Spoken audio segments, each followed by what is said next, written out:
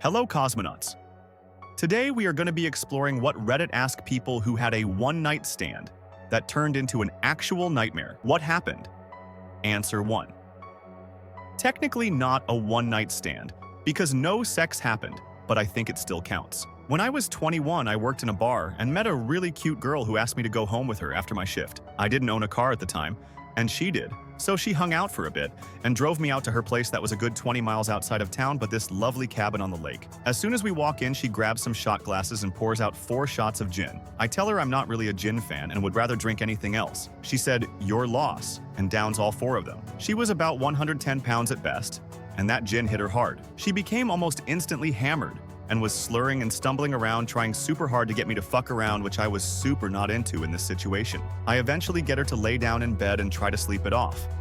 I laid awake next to her for a few hours and eventually dozed off for some very restless sleep. That is, until I wake up and realize she has pissed the bed. I can't leave because she drove, so I get out of bed and just go sit in the kitchen and wait for her to wake up. Her mom and dad wake up before her and find a very rattled young man sitting alone in their kitchen. I had no idea she lived with her parents, and it freaked me the hell out. To their credit, they tried to be as cool about it as possible, and her mom made me some coffee. When girl finally gets up, she walks into the kitchen where me and her parents are sitting and says, "Did you piss the bed?" I honestly don't even remember what I said, other than a lot of stammering and a few mumbled no's. But the panic had washed over me pretty fierce by then. The dad looked over at me and just said, "You want to ride home?" To which I quickly said yes, and we shuffled out the door and I basically ran to his truck. About 15 miles into the drive, he said, "I know you didn't do it because your pants are dry." I said I swear I didn't, and I just want to go home. We drove in silence the rest of the way.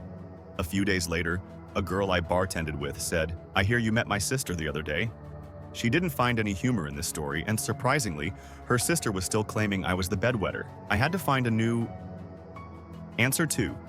2-night stand. First night went well. She was cool. Months later, she calls me out of nowhere at midnight. But she can't host, and she's 45 minutes away. She says she will stay the night, so why not? As we are almost back to my house, 10 minutes, something happens. I don't know what. She had to have taken something before I picked her up. Out of nowhere, she's getting all paranoid about where we are going. She knows who I am, but is having a crisis over the fact she doesn't know me that well. The first time was at her place. It escalates 0 to 10 in less than a mile, and next thing she is panicking and telling me to let her out of the car. She was almost screaming.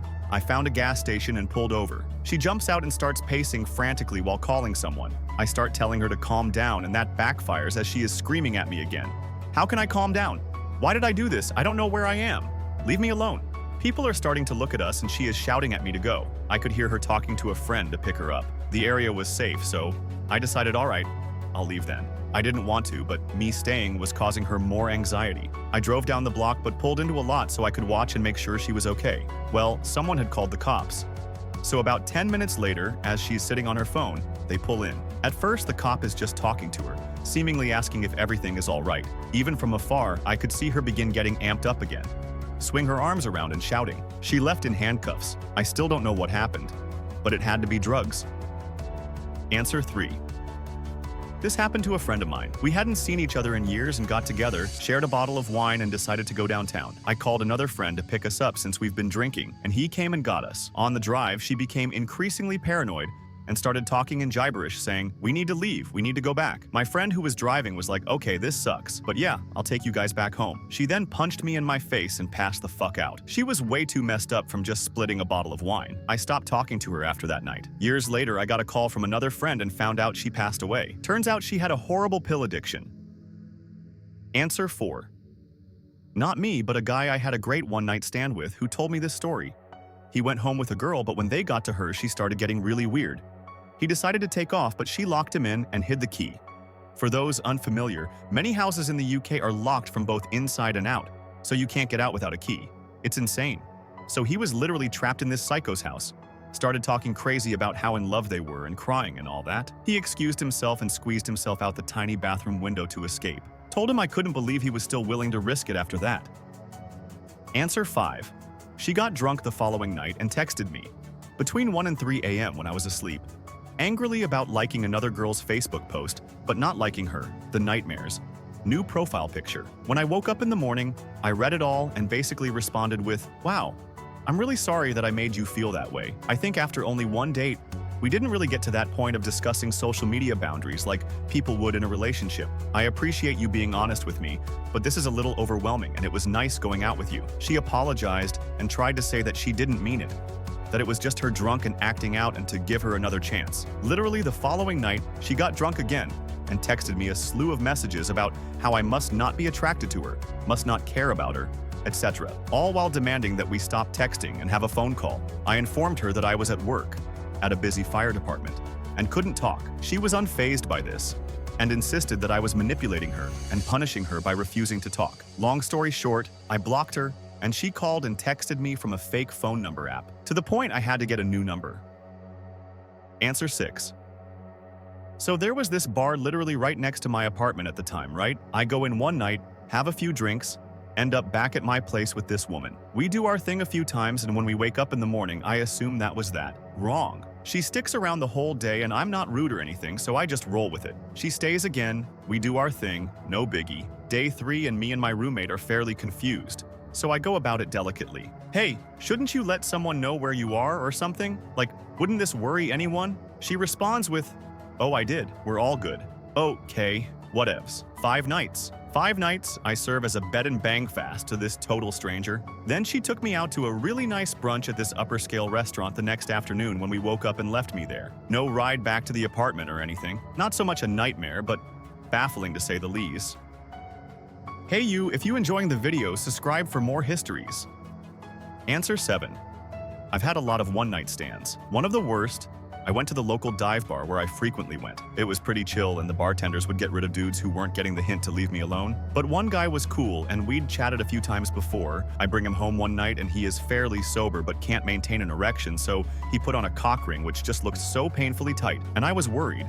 Then he suddenly started acting very drugged. We never had sex. He passed out in my bed and I slept on the couch. In the morning, I couldn't wake him and was freaking out. I had to get to work and couldn't leave this dude there. He was breathing, so I kept trying to wake him up. He finally did after a good hour of trying, and was still acting very strange and spacey. I asked if he was okay, and he mumbled something about what he took last night. I was pretty naive and asked if he meant he popped some sort of pills. He was like, of course. I got him out of my place, and a few days later he runs into me again and tells me what a great time he had and how he was looking for a place to live and how my place was spacious and don't I want a roommate? Dude was a full-on hobosexual and random pill popper. You'd think this would be bad enough to make me stop drinking and bringing home random dudes, but it wasn't. I was in a dark place and clearly didn't make amazing choices.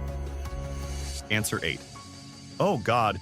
Brought a fella home and he was just being really rough. TW. He was fingering me really roughly without asking when to choke me. I firmly said no to that. I think he had taken drugs and couldn't get it up. Anyways, after a while, the action had stopped, which I was happy with. I said I didn't want to have sex and he said that's fine. He proceeded to initiate sex 3 more times after that, even though I kept saying no. I eventually kicked him out. He was a weirdo. I had bad bruises on my inner thighs the next day. He texted me to meet up again and I blocked his number. Men that watch too much porn and don't respect consent are the worst. Answer 9. Traveled 40 minutes to see her, got there and she didn't want me to come in yet and told me to wait. 40 more minutes later, she was ready. We get to her room and I couldn't figure out how to remove her lingerie and neither did she. Must have been why she wanted me to wait, I thought. She gave me head for 10 minutes, stopped, and literally crawled and curled up next to me, like into my armpit and her in the fetal position. Kept asking me to call her a good girl. She then stopped everything, got her phone, and started watching old videos of her assuming ex and her. I asked if she was fine, and she said, yeah, just coming done from my high. I asked what kind of high, she said meth. I asked if she wanted me to leave, which sleazy of me, but I still wanted to nut. She said no. She then climbed on top of me and tried to have unprotected sex. I told her no, I'd grab my condoms. She gets mad and runs out of her room. Comes back putting on pants. She rubs my dick for a minute, gets up again. She goes to move her bedroom door and I see a shotgun behind it. At this point, I want to bail. She's too sporadic and now I see a weapon. I start getting my clothes and move out the bedroom and ask if we could finish another time. She said yeah, that was fine, and tried to kiss me on the lips. I hugged her instead, kissed her neck. I practically ran to my car in nothing but pants, blocked her number. Thank God she was in another city. Answer 10. It wasn't a nightmare immediately, but did kind of turn into one. Happened like 6-ish years ago. I was around 27. Girl hits me up on Snap. I was friends with her brother when we were in middle school, and she was 2 grades younger, so around 24 at the time. I didn't really remember her and had moved a few counties away before middle school ended. We chat for like 2 days and she wants to hang out. She didn't drive, so I drove about an hour to pick her up. We went to dinner and back to my place to play Mortal Kombat. We hooked up after that and she was pretty wild. It went on until around 2 a.m. And then I drove her home and we left it at that. Before the next part, I have to mention there was no indication of this. She was beautiful, healthy weight, full mouth of straight white teeth, didn't see track marks, and appeared very clean. About 2 months later, one of my buddies that knew about the hookup sent me an article from my hometown. She was arrested with somewhere around $80,000 worth of meth, was cooking meth in her house, and had a bunch of used needles around. Ended up with a ton of charges and getting sentenced to like 34 years in prison. It wasn't her first offense by a long stretch. Thankfully, I got tested a few days after the hookup and was good to go, but damn, my carelessness could have ended up bad. At least do a little research before hooking up. Lesson learned. Answer 11. I met this woman from work at a volleyball league the company signed up for, who ended up being the HR lead. We got our asses handed to us and decided to go out for drinks to celebrate. We were gonna go regardless. I'm 29, single man with no kids, and she's a 35-year-old MILF with 2 kids and an incredible ass. Naturally, I hit on her at the bar after some liquid courage, and we end up being the last ones at the bar, and on our way out, she's like, "So, am I going to your place or what?" "Sure," I say. We get back to my place, have a good chat for a bit over a blunt, decide to take a shower to get the volleyball sweat off of us, then proceed to fuck on my bed. For all of 2 minutes. I've been on a 7-day-a-week schedule. We're both drunk, it's 2 a.m., I've got class at 8 a.m. We just are both like, let's just sleep. I roll off her and she turns to her side and knocks out. I'm on my back and her ass is pressed up against me. And I'm just processing the day before I close my eyes. Then I feel something crawling on me. I'm in Arizona, and I'm thinking it's a centipede whose bite will have its victim in agonizing pain for hours. Nope, turns out MILF lady is peeing on me. I hop out of bed immediately and wake her up. I say, "Yo, we got a problem.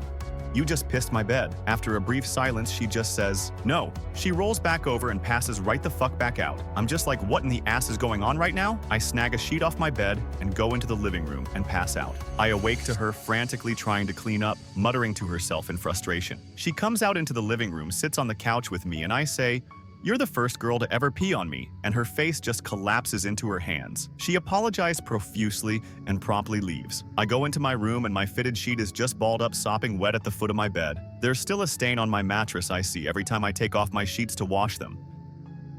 Answer 12. 20 years ago, I met a dude at a beer festival. He was working for a vendor, and I was an attendee. We decided to make it a night, and we grabbed some dinner in a hotel room. In the middle of the night, I'm awoken by the weirdest sound I have ever heard a human being make. It sounded like a loon call. I look over, and this guy is having a seizure in the bed next to me. He stops seizing after a few moments and is super disoriented and pissed, and cocks his fist back like he's going to punch me. I went from concerned to terrified in a split second and fly out of the bed, naked, and run to the door, ready to bolt out if he comes after me, and calmly speaking to him, reminding him who I am, that everything is okay. He begins coming back to reality, and I tell him, I think he had a seizure. Should we call 911? No, he says. He just needs a drink. Turns out he was a severe alcoholic and was seizing from withdrawal since he was trying to be cool for me and had not had enough alcohol that night. Poor guy. He was only in his early 20s. I wonder if he's survived. Answer 13. Date with a guy I met online once. He was nice enough, but we differed on some important issues, so dating was out, but he was attractive. So I let him know that I wasn't interested romantically, but I would be down for some sex. He agreed and was actually pretty decent in the sack. Well, he must have thought he was a god in the bedroom and that I would immediately reconsider dating him after we slept together. He just blew up my phone the next day, upset that I wasn't answering his texts or calls. When I did start texting him back, he got upset that I wasn't texting back faster. He got more upset that I wouldn't call off work so we could talk about us. He got even more upset that I wouldn't blow off a family event that afternoon to go over to his place after work. I was like, dude, this is way too much for a one-night stand and I am out. Then I blocked him. Thankfully, he didn't know my address or workplace.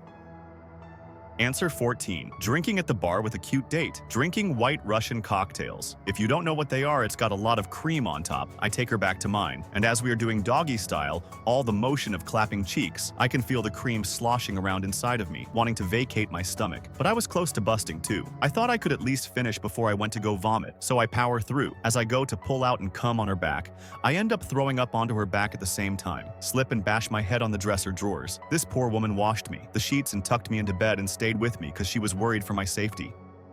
Hey you, subscribe for more histories. Answer 15.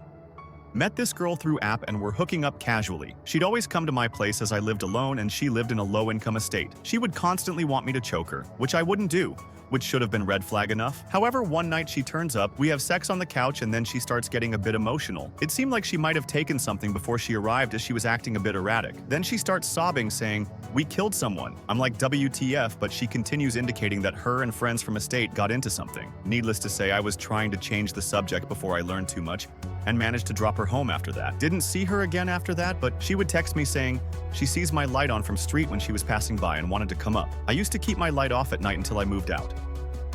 Answer 16. I had someone come over and sneakily pound about half of a bottle of alcohol that I had over the course of an hour and a half or so, while talking almost non-stop about herself. Every sentence thread was a repeat of how amazing she was, how she was a former model, or her family was rich. She was the smartest person in her class in college. She gave amazing head, was amazing at sex, etc., etc. She tried to have sex with me, and it horrible. And eventually, as I tried to get her out the door, she confides something she neglected to tell me. She was on some pretty serious narcolepsy medication and couldn't drive after taking it. Oh, and she for sure couldn't mix it with alcohol. I agreed to let her sober up, and she fell asleep almost immediately, leaving me stuck with her for hours as I waited for her to be okay to drive. She snored like a weird monster, staccato and impossible to get used to. Loud, then suddenly quiet, chainsaw or backfiring engine. Just a bad time, nothing totally horrific. I think the nightmare was realizing how low my standards were. Answer 17. I'm pretty sure I've told this on Reddit before. In a foreign port, got drunk, met two fine ladies at a bar, put all my effort into the better looking of the two, only to be pawned off with a friend at the end of the night after way too many drinks. I woke up the next morning remembering fuck all, a headache, and regretting choices. I snuck out of the house and did the walk of shame. Found out I was on an island and the ferry to leave was going to take hours. Hungover, hungry, before the internet existed, ruminating in how I ended up on Treasure Island. Was a nightmare then, but makes for a great tale. Answer 18. I got really drunk with my buddy and we hooked up with a girl. Afterwards, she started accusing us of raping her. And lucky police didn't get involved, but she went around town telling people we raped her. And both me and him were hated, until she finally slipped that she only said we raped her because she regretted, and was ashamed that she hooked up with two guys at once, and it pretty much cleared our name, besides a few of her friends. Answer 19. Not my story, but from my sister. She was teaching English in Germany way back in the day and had a girl come in quite distraught after a one-night stand. This girl had hit it off with a guy during a date, and they had continued back to his house, and she stayed over. The next morning, she woke, and the dude had gotten up earlier and left for work. He left a sweet note that said, "Thanks for the great night. Please help herself to anything she needed. And when she left, just pull the door closed behind her and he'll speak to her later." So she got herself together, had some breakfast, and went to the toilet. That's when she discovered, after having a poo, that the toilet wouldn't flush. One of those weird German toilets with the poo display shelf. In a panic, she went to the kitchen, found a plastic bag, and gathered up the evidence and gave the toilet a clean. On her way out, she decided she should write a note for the dude for when he gets back. "Thanks for the great night. Hope to see you again soon as well." Put the pen down and left the apartment, pulling the door shut behind her. That's when she realized she had put the plastic bag down on the counter so she could write the note. The bag was next to the note. He never did call her again. Answer 20. I work on a local TV series as crew. We finished shooting season 5, and I had a small drink up at my house suggested by M, one of the actresses. She invites a few others to come, including V, another actor. V and M hook up at the end of the night. I was still awake, and they knew I heard and that I knew. I didn't really care. I knew he had a girlfriend, but I didn't want to assume. I thought maybe it was an open relationship. I see M 2 months later, at which point it's become obvious she has very serious feelings for him. I tried to dissuade her from pursuing him and told her about his girlfriend. She then told me she was pregnant from the hookup and recently miscarried. As the months between season 5 and season 6 progress, she becomes increasingly obsessed with him and starts doing things like moving closer to him, trying to get to see him, etc. They end up hooking up again, and she gets chlamydia from it. V ended up having to tell his girlfriend, and she stayed. I started to disengage once she told me she had contacted his deceased grandmother through a medium. Season 6 began shooting, and M wanted V to travel with her 3 hours away to her hometown, where she buried the baby. He agreed, and they went down for the unveiling 1 year after the miscarriage. They hooked up again. W then refuses to be in any scenes involving a baby, which was 80% of her scenes. It was a nightmare to film around. around. She told the entire crew what happened, and then, after V refused to leave his GF for her, she started sending nasty texts to his girlfriend. At every work event, night out, she would stare at him and cry, which started making everyone uncomfortable. After we had finished shooting season 6, she immediately went on to another job and told everyone she was pregnant from the unveiling hookup. When confronted on this, she said it was just rumors and wasn't pregnant. 3 months later, 9 months after unveiling hookup, I start seeing on her story and social media photos of a newborn baby with captions implying she was the mother. I screenshot and recorded everything I saw over 3 weeks and then sent it all to V, who I believed had the right to know if this baby was his. He confronted her and she claimed the baby was her cousin's baby. Answer 21. I went out with my roommate, he was obese, to a bar. He proceeded to get me hammered, as was the fashion of the time. Well, this overweight girl started hitting on me. At some point, my roommate said, "Fat girls need lovin' too." Took her back to my place. Mediocre sex happened. I had some of my artwork hanging on my walls with my signature. She got my full name from that. 2 days later, a woman calls, who happens to have the same name as a girl I was trying to get with. Asks if I want to meet at a coffee shop. I go. It is a fat girl, not the girl I was into. She also had a bunch of her friends there to meet me. I politely as I could told her it was a one-night thing, and I felt it was the right thing to do to tell her in person, rather than tell her I thought it was someone else. I went to pay for our drinks and leave. She started screaming about what an asshole I was, following me down the street, throwing the $2 for her drink at me until I picked it up. Not so bad compared to the other posts I read. Answer 22. Had a college neighbor that was obsessed with me. It was pretty innocent, just obsessively nice and infatuated. Second year, I'm at a different place, and my roommates locked the door, and I'd given one of them my key that night to get home. I'm in jeans, a short sleeve button-up, and flip-flops. It's -6. I just expected to pop in and out of a house party and come back. Hammering on the door, no answer.